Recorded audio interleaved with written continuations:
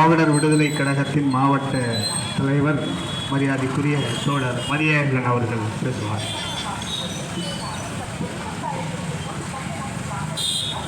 இங்கு நடைபெற்று கொண்டிருக்கக்கூடிய கண்டன ஆர்ப்பாட்டத்திற்கு வருகை புரிந்துள்ள முற்போக்கு ஜனநாயக தோழர்கள் அனைவருக்கும் சங்கராபுரம் பகுதி வாழ் பொதுமக்களுக்கும் வணக்கத்தினை தெரிவித்துக் கொள்கிறேன். கரூரில் நடைபெற்ற அந்த மரணத்தில் வழக்கு நடந்து கொண்டிருக்கிற பொழுது நீதிபதி ஐயா அவர்கள் அடுக்கடுக்கான கேள்விகளை வைத்து விஜய் அவர்களுக்கு தலைமை பண்பு இல்லை என்று குறிப்பிட்டாரு. நான் விஜய் அவர்களுக்கு மனித பண்பே இல்லைன்னு பதிவு போட்டேன். இப்போ இல்லை, 41 பேர் இறந்ததுக்கு பிறகு இல்லை, அவர் அரசியல் கட்சிக்கு அரசியல் தொடங்குறதுக்கு முன்னாடியே ஒரு நிகழ்வை ஒப்பிட்டு பதிவு போட்டேன். அவர் சொன்னா கேளுங்க, விஜய் ஆதரிக்கக்கூடியவங்க இதை கவனமாக கேளுங்க. அவருடைய திரைப்படம் ஒன்று வெளியே வருது. அந்த படம் வெளியே வரும்போது இந்த பதாகை வைக்கிறாங்கள, டிஜிட்டல் பேனர், அதுபோல் திரையரங்குக்கு முன்னாடி அந்த விஜயோடைய ரசிகர்கள் பேனர் வைக்கிறாங்க. அப்படி பேனர் வச்சுட்டு திரைப்படம் பார்த்துட்டு வரும்போது பத்திரிகைக்காரங்க தொலைக்காட்சிக்காரங்களாம் அந்த ரசிகர்கிட்ட போய் படம் எப்படி இருக்குன்னு கேட்கும்போது ஒருத்தன் சொல்கிறான், நான் வீட்டில் வச்சுருந்தேன் எங்கள் அம்மாவுக்கு ஆப்ரேஷனுக்கு பண்ணுறதுக்காக மருத்துவ செலவுக்கு வச்சுருந்த 1 லட்ச ரூபா பணத்தை இந்த பதாகை வைக்கிறதுக்கும் இந்த திரைப்படம் பார்க்குறதுக்கும் செலவு பண்ணேன்னு சொல்கிறான். அது என்ன படம்னு மறந்துட்டேன். ஏன்னா படத்தெல்லாம் ஞாபகம் வச்சுட்டு இருக்க முடியாது எங்களுக்குலாம். ஏதோ படம் நடிப்பாங்க, அதெல்லாம் நாங்கள் நினைவில் வச்சுருக்க முடியாது. வாரிசோ மெர்சலா ஏதாவது ஒரு படம், அந்த படத்துக்கு அந்த பையன் இப்படி ஒரு பேட்டி கொடுக்குறான். அப்போது இந்த பேட்டியை விஜய் பார்த்துருப்பாருல்ல, அந்த விஜய் என்ன சொல்லியிருக்கணும், தயவு செஞ்சு உங்களுடைய பொருளாதாரத்தை வீணாக செலவு செய்யாதீங்க, நேரத்தை வீணடிக்காதீங்க, என்ன அதாவது ஒரு திரைப்படத்தை நடிகராக பாருங்கள், படம் பாருங்கள், பார்த்துட்டு நல்லா இருந்தால் கடந்து போய் அடுத்த நேரம் படிக்கிற வேலையை பாரு, உனக்கான வேலையை பாருன்னு சொல்லியிருக்கணும். இதுதான் மனித பண்பு. அப்படி தொடர்ச்சியாக நிறைய குறிப்பிட்டு சொல்லலாம், நிறைய திரைப்படங்களை பற்றி சொல்லிக்கிட்டே வரலாம். நேரம் குறைவாக இருக்கு, நிறைய உதாரணம் சொல்லலாம். கட்சிக்கு வர்றதுக்கு முன்னாடியே அவருக்கு மனித பண்பே கிடையாது. சரி, கட்டு தடுமாறி கட்சி தொடங்கிட்டார். ஒரு 40 ஏறக்குறைய 50க்கு பக்கமாக இருக்கும் வயசு. இவ்வளவு நாளாக எந்த ஒரு ஆர்ப்பாட்டம், போராட்டம், பொதுக்கூட்டம், ஒரு கண்டன ஆர்ப்பாட்டம், தமிழ்நாட்டில் இருக்கிற பிரச்சனைகளுக்கு எதை பற்றியும் பேசுனதில்லை. முன்னனுபவம் இல்லாமல் திரையில் கதாநாயகனாக நடிச்சுட்டு கட்சி தொடங்கிட்டீங்க, ரைட்டு. இந்த கட்சியை அதாவது தொடக்க நிலையில் மாநாடு நடத்தும் போது அந்த ரசிகர் கூட்டம் மேலே ஏறுது, கீழே விழுது, மரத்தில் ஏறுது. அதுக்கு தான் உதாரணமாக அணில் குஞ்சுகள்னு சொல்லிட்டாங்க. அப்படிலாம் செய்கிறாங்களே, கட்சிக்குள்ளார ஒரு தலைமை செயற்குழுவை கூட்டி இப்படி நெரிசல் ஏற்படுது, இது எப்படி திட்டமிட்டு அடுத்தடுத்து கட்சியை கூட்டங்களை நடத்தலாம், இது மரணங்களை எப்படி தடுக்கலாம், சில பேருக்கு காயம் ஏற்படுது, இது போல் எப்படி வராமல் தடுக்கலாம்னு எந்த ஒரு திட்டத்தையும் விஜய் உருவாக்கலை. சரி, அவருக்கு பின்னாடி இருந்தார் இல்லைங்களா, புஷ்ஷியா சொல்றாங்க. அவர் வெறும் ஆனந்த் தான், எதுக்கு புஷ்ஷின்னு சொல்றாங்கன்னு தெரியல.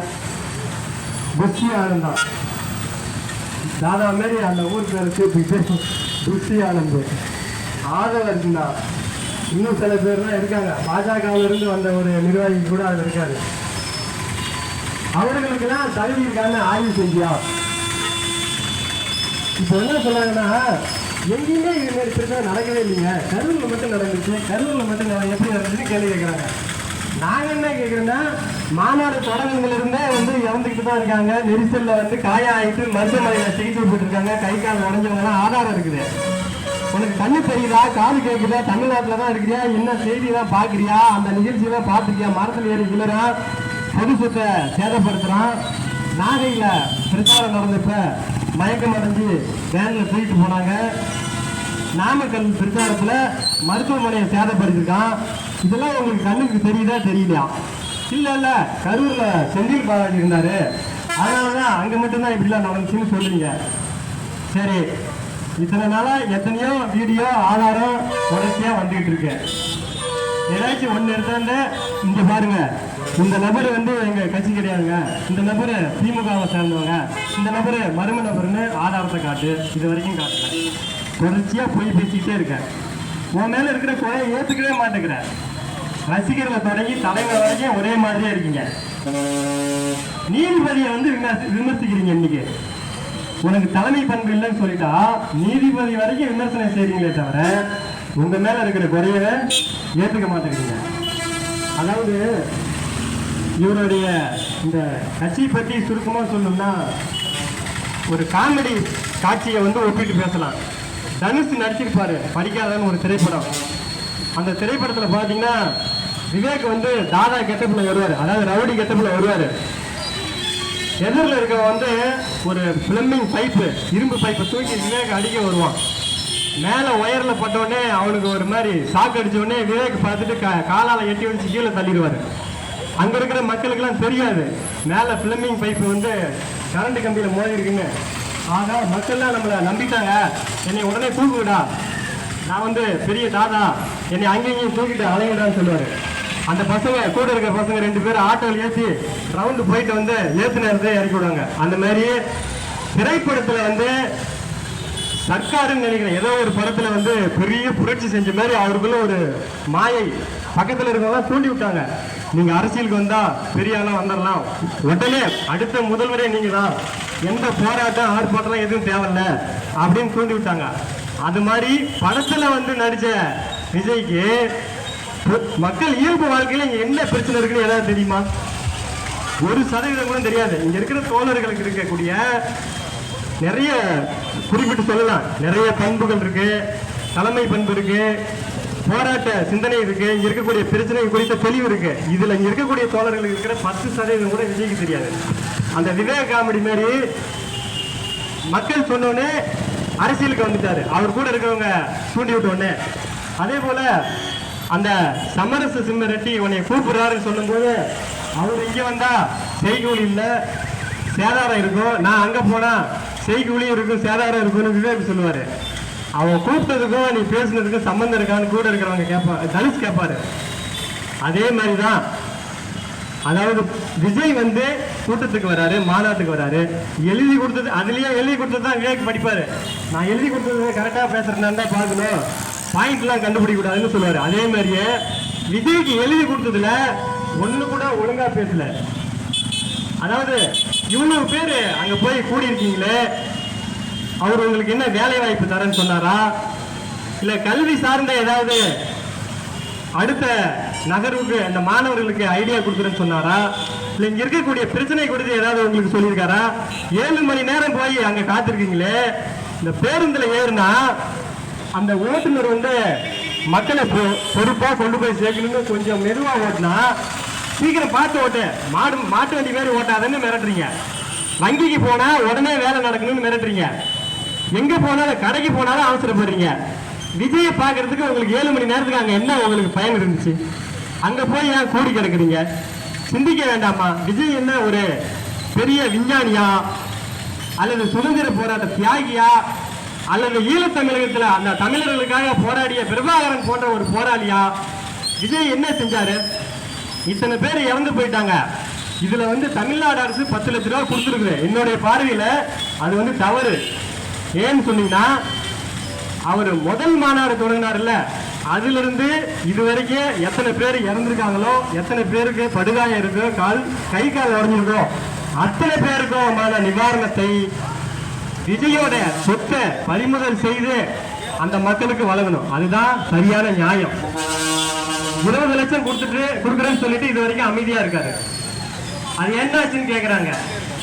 இத்தனை பேர் இறந்துருக்காங்களே, கொடி கம்பத்தை அரை கம்பத்துல பறக்க விட்டுருக்கியா, இது மாதிரி கட்சி எங்கேயாவது இதுக்கு முன்னாடி நம்ம பார்த்துருக்கோமா? ஒரு தொண்டன் தானே இறந்து போயிருக்கான்.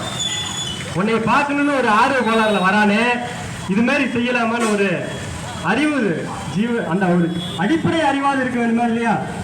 அதனாலதான் சொல்றேன், விஜய்க்கு தலைமை பண்பு மட்டுமல்ல, மனித பண்பே கிடையாது. ஏற்கனவே தமிழ்நாட்டில் மதவெறி, ஜாதி வெறி, இனவெறி கட்சிலாம் இருக்குது. அந்த பட்டியலில் விஜயோடைய கட்சி வந்து மனநோயாளிகளுடைய கட்சி. அது வந்து அது ஒரு வகையான கட்சி. இப்ப ஜாதி வெறி, மதவெறி, இனவெறி பட்டியலுக்கு அடுத்தது 4வது பட்டியல் மனநோயாளி கட்சி. தயவு செய்து உங்க பிள்ளைகளை விஜய்க்கு பின்னாடி மட்டுமல்ல, எந்த நடிகர் பின்னாடியும் போகிறதுக்கு விட்டு விடாதீங்க. இளைஞர்கள் வந்து கண்காணிக்க வேண்டும் என்று கேட்டுக்கொண்டு, அவசியம் விஜய் தான் இந்த கொலைக்கு காரணம். நீ குறிப்பிட்ட நேரத்தில் அந்த இடத்தில் வந்திருந்தால் இப்படிப்பட்ட மரணங்கள் ஏற்பட்டு இருக்காது. 7 மணி நேரம் காக்க வைத்த மனநோயாளி விஜயை கண்டிப்பாக கைது செய்ய வேண்டும். இங்க இருக்கக்கூடிய மக்கள் புரிந்து கொள்ள வேண்டும்.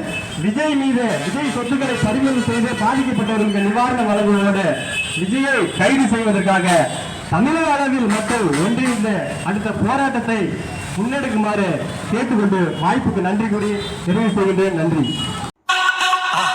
மறக்காம சர்ப்ரைஸ் பண்ணுங்க.